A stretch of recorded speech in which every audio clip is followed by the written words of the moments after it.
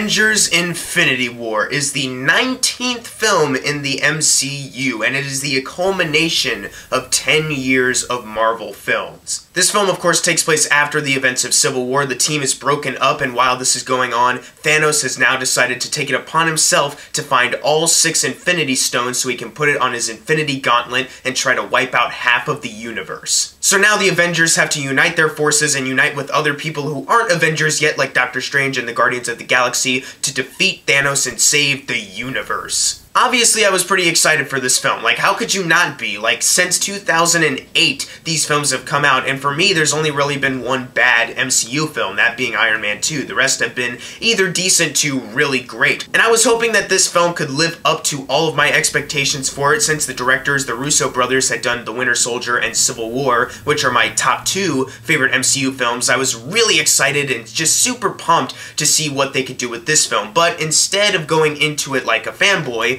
I wanted to reserve some of my hype a little bit, because the worst thing I could have done with this film is treat it kind of like Age of Ultron, where I went into that one expecting Empire Strikes Back level of good and walked out feeling like, you know, it was fun, but could have been a lot better. So while I was really excited to see this film, to see all of my favorite MCU characters come together, I did keep in the back of my mind, what if this is a huge crowded mess of a film? What if there's just too many characters to juggle? What if the humor is inconsistent again, like in Guardians Volume 2? What if there's just too much going on for this film to keep a narrow focus on? And all of those fears I had walking into this film, completely dismissed. One thing I gotta get out of the way really quickly, Russo brothers, I commend them so much. You realize they had to helm this project, and the one coming out next year, the part 2. And there's so much to take care of, the actors and the characters, like what their motivations are, and just handling all of the big action sequences and the blocking for that, and the CGI, the huge spectacle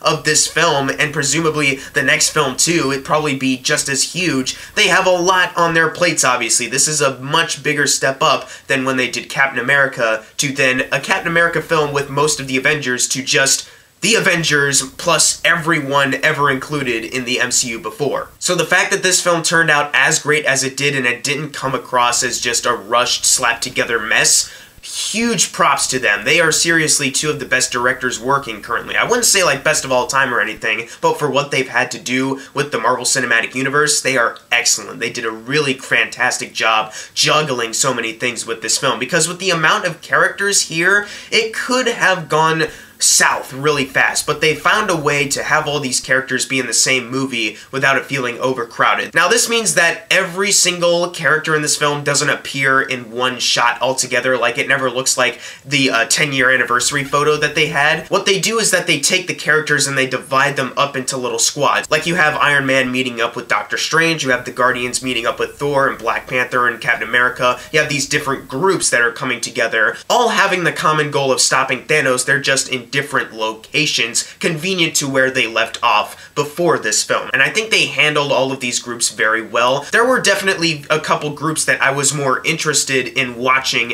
than some other groups, but at the same time I was really invested with the overall story of the film and the characters this time, because this film has a lot of stakes and dark moments and drama. It's a lot more than what we've seen in previous MCU films. A lot of the people that are saying that the MCU is just predictable at this point and they don't do anything that new, here's this film for you, because they do a lot of bold, risky things, and I think it worked perfectly in Marvel's favor this time. They do a lot of bold things that I haven't really seen done before in a comic book movie in general, but they make it work so well, and they make it look easy too. Like, that's the worst part about it all, is that the Russo brothers made it look so easy what they did here. Before I continue on with some of the character stuff, I just want to get this guy out of the way, because even though this movie is called The Avengers, they might as well have just called it Thanos, because he is the standout character of this film and the best villain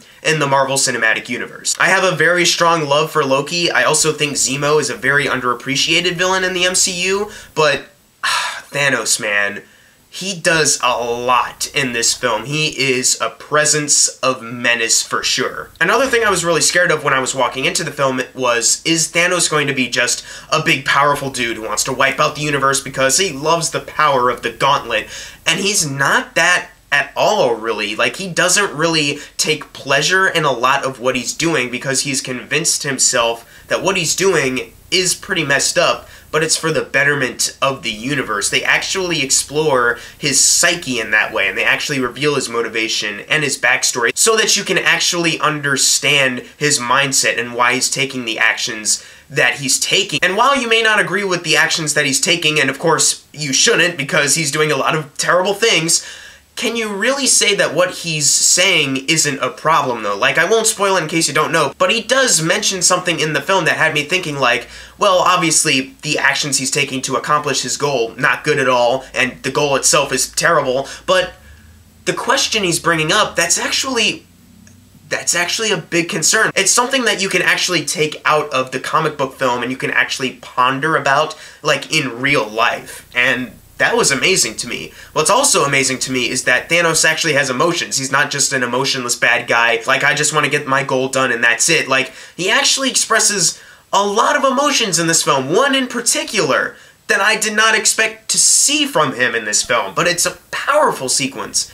A really powerful scene, and a lot of what's so great about it is the performance from Josh Brolin. He nails it, and the way they CGI Thanos, the way they have certain, like, facial tics on him, the way he shifts his eyes, the way he talks, like, a lot of that is just Josh Brolin. And it's a really great testament to how great motion capture technology is getting in films, because Thanos, though you can tell he's CGI, obviously, he felt so real seeing him in this film. Now, because Thanos is the main character of this film, certain characters may not have a bigger role than you might expect. For example, Captain America, I love Chris Evans in the role, and the character itself has gone through such a journey in this series of films, but this film really isn't about him, it's about Thanos, and it's about the Avengers trying to stop him, but there are just certain other Avengers that are standing out more than him. And there's a couple other examples, other than Captain America, that don't really have, like, big storylines in this film, but they are playing an important part. And of course, how could you not like these characters since they've had so much time to develop them, so of course it's just a natural thing to just get involved with them. Like Robert Downey Jr. as Tony Stark. You know what his fears were back in Age of Ultron when he had those visions, and now he's seeing them kind of come to fruition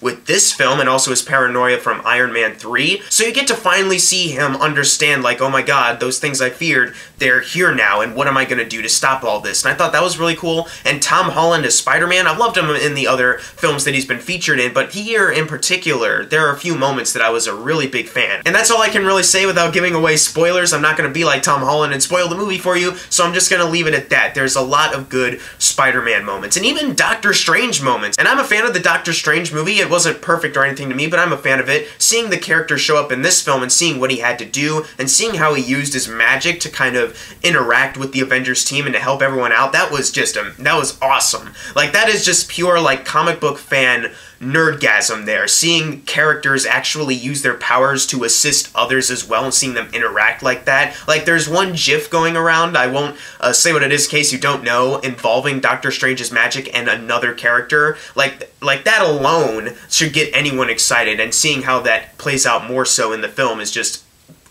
beyond incredible to see. Whoops, silly me, I forgot to mention this while recording the video, but I also like the treatment of the Incredible Hulk in this film because he's one of the most overpowered heroes in the film, and I was wondering how they were going to utilize him, and without giving anything away, I thought they did a very excellent job cleverly using the Hulk in this film. Like, that's all I can really say. I just really was a big fan of how they treated him. Really, the main Avenger that has a standout role in this film is Thor. And they did a lot of great things with Thor Ragnarok, but in this film, the way they kind of open it and how he has to go through his own personal arc throughout the rest of the film, I was a big fan of, and especially one scene with him and Rocket that actually was kind of touching, and I thought it was going to be more comedic at first, like, oh, they're going to, like, pull some goofs and gaffs here, but instead, it was a little bit more personal and touching. I was like, oh man, that's pretty sweet. And also, can I just say that Rocket, Groot, and Thor together is amazing. Like, they're just so awesome to see together in this film, and I don't know what their plans are outside of this film, but if there's wiggle room for Thor to be back in space with the Guardians, especially Rocket and Groot, I'd love to see it. And speaking of the Guardians of the Galaxy, you almost could call this Guardians of the Galaxy Volume 3. They have a much bigger role than I was expecting, especially one character who just, their involvement here, it's hard to say without spoiling, their involvement made me think, like, you're not gonna actually do that. Like, you have some sort of plan, like, oh my god, you're doing it, oh, whoa! Like, if you saw me in the theater, even my mom and sister told me this, like, there are certain moments where my mouth just kind of dropped, and then moments where I'd get into it, like, yes, like, kind of shaking the chair I was in, but then, like, shift to between emotions. Like, this movie is a huge emotional roller coaster as it goes from plot point to plot point. There are certain moments that have you laughing on, like, an emotional high, and then all of a sudden, you'll start to droop down, be like, oh no, no, no, and stuff like that. And once again, none of that would have worked as effectively as it did if it weren't for the Russo brothers at the helm. The action sequences are also a lot of fun here. There's great visual moments between CGI and just seeing the characters fight in general. The Black Order themselves, they're pretty much just there to be the henchmen, they're there to be just a part of the action set pieces, but they look cool, they got great designs, and Ebony Maw, who kind of stands out of the Black Order the most, he's pretty freaking freaky, and while he's there, he's got a pretty good performance on there, so they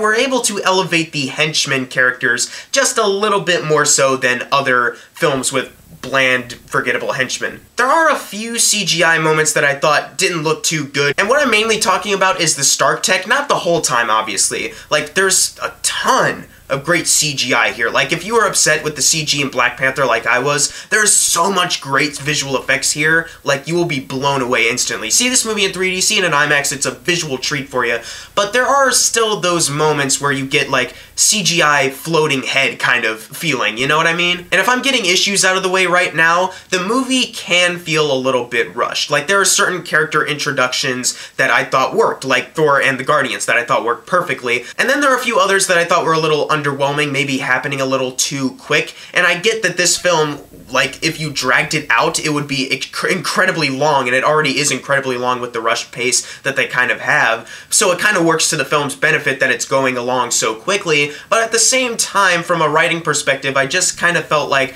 there's a little bit more you could do with certain meetups, especially with some reunitings as well. Like, there's two characters in particular who reunite after certain events have gone down, and they don't really explore much of it. And maybe they will explore a little bit more of that in the second film, but I'm just saying as far as when they meet up again, from that kind of perspective, it's a little weak in that way. That flaw is not really a huge hindrance because, like I said though, there's so much going on that it's just amazing to see all these characters come together either way, and the flow of this film going by as quick as it did actually helps get you invested with it a little bit more, because this film could have ended up being really long and maybe dragging in a lot of places, so the fact that they picked up the pace a lot, and I can't really think of one dull moment in this film, is quite great, including like the romance stuff with Scarlet Witch and Vision, which I was really interested in Civil War, and I was wondering, is that really going to have a place in this film? Like, is that going to work? And it really does. And Vision, if you want me to address it, he is basically a walking MacGuffin. It's not a spoiler, he's got a Mind Stone in his head. Like, that's a MacGuffin. He is the MacGuffin. And I won't spoil anything else, but how they treat that in this film I thought was very well handled. And they do some things with that I wasn't really expecting, and I think really worked out for the better here. I could talk for days about the character moments, the CGI, the action sequences, the fantastic score from Alan Silvestri, which I'm so happy he's back, because his score is like my favorite MCU score now. Infinity War had so many great musical cues, but if I talked forever about this film, I would eventually go into spoilers, so in case you haven't seen it, I just want to spare you from those, but I do want to say this real quick. This movie truly is the Empire Strikes Back of the MCU, mainly because it ends on a huge cliffhanger that I've never been more shocked at a cliffhanger since Empire Strikes Back, pretty much. The way they end this film, I can't wait to see what they do in part 2, because I don't know what's going to happen. Like, there are certain theories that I have in my head, but I just want to see what the Russos have envisioned. I want to see what they and Kevin Feige and the entire team behind the MCU have in store for us in part 2. I'm beyond excited for the next part, and it's all because of how great this film is. Does it have its flaws? Of course. There are a few things that are just kind of a given with a film like this. It's not really structured like your average film. It's an entirely different thing. Like, it's an event. This is an event film. Whether you hate it or love it, this movie is an event. So certain rushed moments that I was talking about earlier are just kind of expected because there's so much in this film. On a pure entertainment level, and fanboy level, I guess you could say, this is my favorite film of the year, but I do want to be objective about it as much as I just want to gush and fanboy about this. I did have some flaws with this film, with a few CG moments, and of course those kind of rushed pace feelings that I think maybe could have been reworked in a better way. Other than those two things, I'm in love with this film. I'm hoping that I can rewatch it soon because I really do want to see this film again. There's so much that I just need to see again and just fully digest it. Because I saw it like 2 days ago, and I still don't think I've fully comprehended everything about it. Like, I really do feel like I need to see this film again in the theater. Not like on Blu-ray, like I just need to see it in a theater again. I'm gonna give Avengers Infinity War an A-. Now, take this grade with a grain of salt. Maybe it will bump up to an A later on, but I do want to be honest with you guys that there are a few things that disappointed me, like the rushed pace and a few CG moments, but there's just so much to love about this film. How could I really have those two things negatively impact me so much? Like, this film, there's so much here that I've wanted for years with the MCU, and now a big culmination of all of that, and Thanos being the best villain just is like the cherry on top of it all. But guys, if you've seen Infinity War, which you probably have because I'm a little late with this review and it broke like a ton of box office records, what are your thoughts on it? Leave it in the comments below, and as always, thank you guys for watching. Make sure to subscribe. I'm Jackson Fulcher. See you guys next time.